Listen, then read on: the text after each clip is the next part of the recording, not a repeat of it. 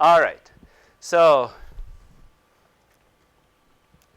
we are going to talk about something else different, which is related to what we will see next time, mathematics of finding. So in the first session, we talked about mathematics of the fundamental mathematics of deep learning. In the second session, we talked about, which is here, we talked about mathematics of extracting information from our data.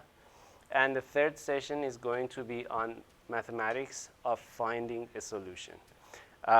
You will see it next time. Something that we will use is called dropout during training. And it is a very simple idea. As you're building your layers, you drop what you're learning. You forget it. You don't use the information that you have learned so far. So in here, it means as you're training your network, you randomly decide not to use the information coming from some of your nodes. All right? Why is it good? It's useful for dealing with overfitting in neural networks. All right, that's another interview question. How do you deal with overfitting in neural networks? The answer is dropout. And you can look at more complicated cases. Dropout simply means as you're moving forward in your network, pick a fraction of your nodes randomly and drop them, and don't use them as you send the information to the next layer. What is each of the nodes? So this is, you remember we had a, let's say, in the feed-forward multi-layer perceptron, right? Each of these are one neuron that you are looking at. So it is the thing that that I always show. You have input multiplied by weights and then activation nonlinearity, and you get something out. So that thing. Yes. So when you say dropout, does that mean completely ignore that neuron? Completely ignore it. Or could it mean just sort of reduce the effect of that? You can do that, but no, for now, completely ignore it, as if it never happened. And my second question is the dropout designation itself a parameter that is learned? You know what values usually work, and I've shared the link with you to see that if the dropout fraction is 1, that means you're dropping everything. So it's right? a random probability applied to every node? It's the probability of dropping a node, and if you have a lot of nodes, that is, ergodicity tells you that is equal to the fraction of the nodes that you will drop. Okay, so here I draw random numbers, and then I say my threshold is 0.2. Anything above 0.2, I will keep the value of this node.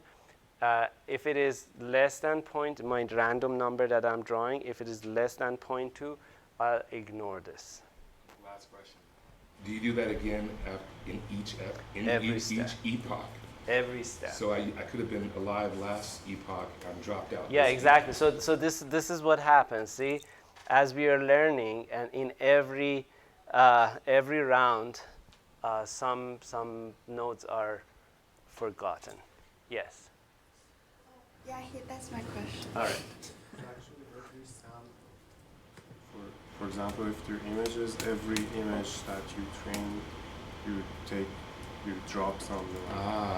Every sample in every epoch. Yes. Okay.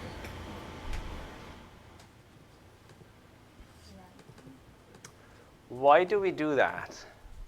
So it turns out that you have a problem of co-adaptation in your network, and for and some of your nodes start detecting all of the features and are doing all of the hard work.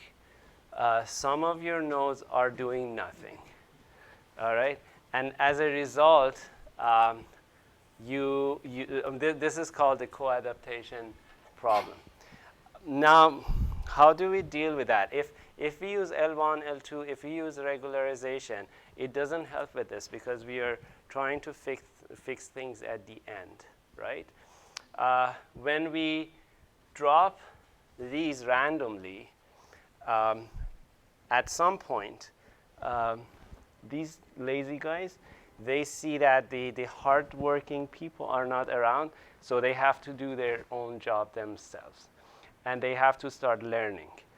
And that's how, when you use Dropout, you give everyone a chance to learn.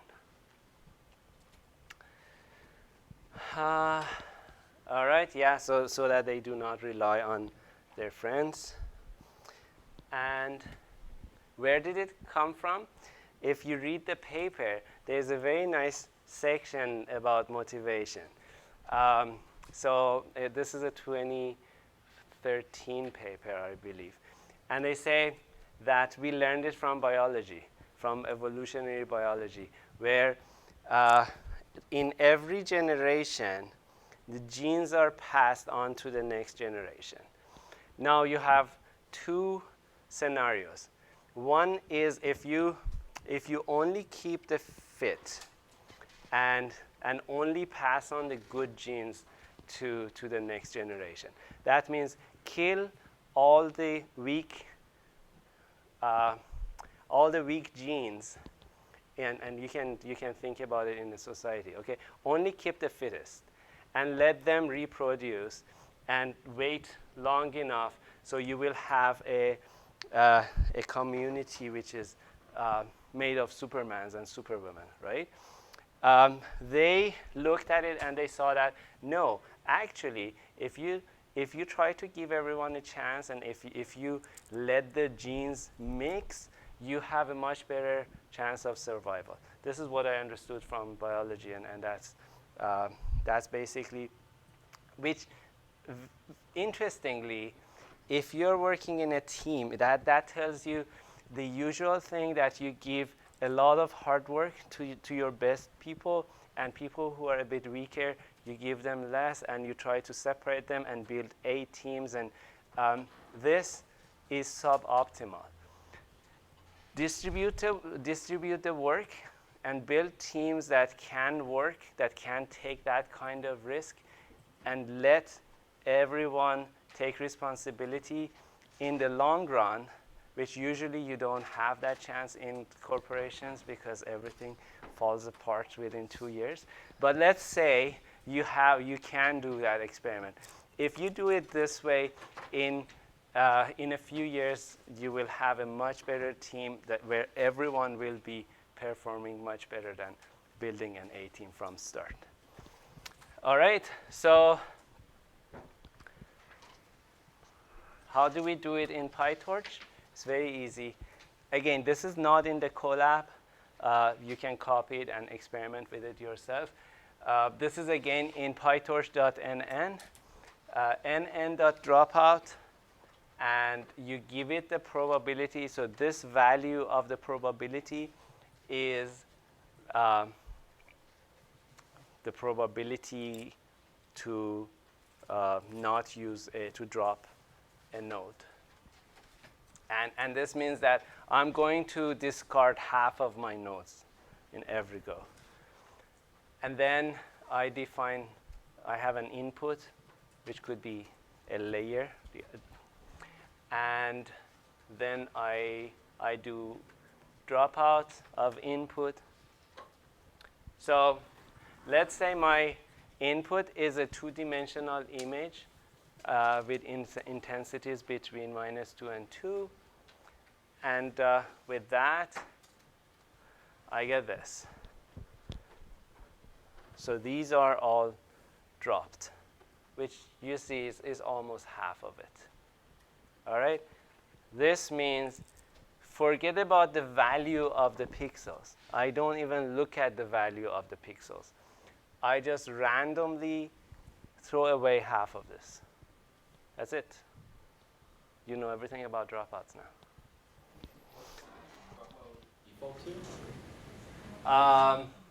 In PyTorch, is half. And it looks like half is a good number to use here. So it randomly drops out half of the pixels, right? Yes. It could be in the first layer itself, is it? The input, you mean, or Yeah. after doing the thing? Not the hidden layers, the first layer. Because in the image, in the GIF that you showed, there was green and the shaded green. Oh, yeah. That kind of.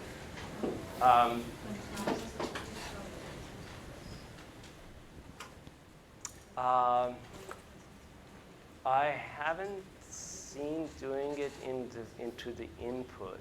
I don't. Isn't it supposed to I be think on it's after. It's after you do something to your image. You put it there. And you usually apply it to the dense Yeah. layers. No, I just got confused because the green and the shaded green Yeah. was there. Yeah. I shouldn't use that next time. All right. So this is all about dropouts and the convolutional neural networks. For next time, we have a lot of things to read. How much of last week's stuff did you read? So we have a lot. So see, here is the thing. I'm giving you a lot of pointers. I'm showing you a lot of different directions. And the programming pieces that I'm suggesting, they are actually hard. They are not. There's this joke that one of the famous scientists, when he was a kid, he was sitting in a math class, in his math class, and he was sitting in the back, and he wasn't paying attention. And he saw that the teacher was writing about problems, and the teacher listed 10 problems on the blackboard because they didn't have whiteboards back then. And he didn't know what they were talking about. He looked at it and he thought this was the assignment. So he went home and came back and he went to the teacher and said, I could only solve 7 of them. And the teacher said, oh, I was talking about unsolved problems in math. And so he solved 7 of them like that. And this is similar to that. These are not unsolved, but these are not, some of them are not easy problems. So I'm giving you directions if you are to help you read and explore and find things that you like. And so these are the reading parts. For explainability, one of these is the paper that talks about the images that I showed, and there is a blog post that is more recent and talks about visualizing what ConvNets do from Distill.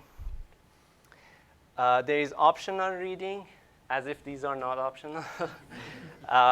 There is the biology paper that I shared with you, and there is the UNET paper that talks about image segmentation for biomedical applications.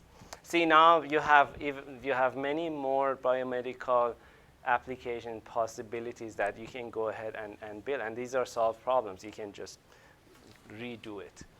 Then the programming, we have training a classifier.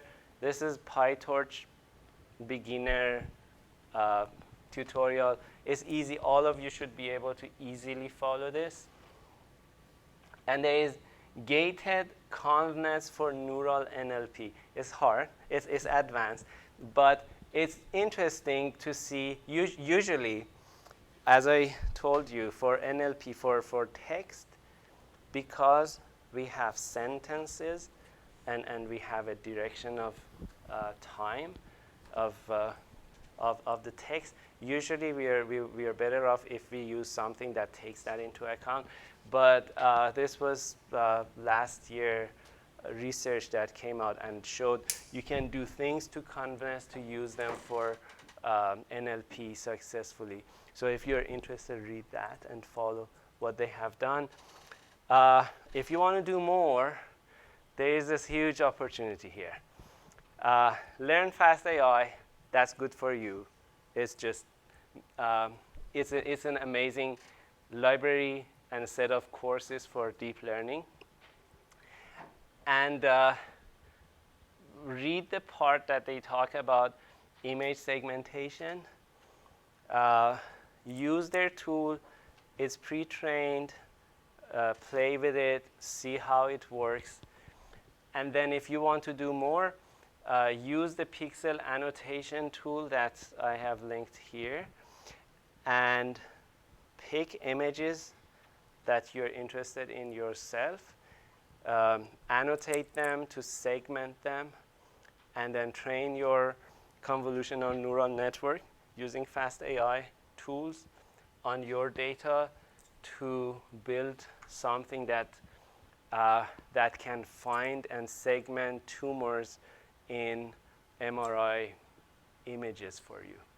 You have all the tools that you need now, and this is all. You can do it. All right? So go have fun and let us know if you have any questions. Thank you.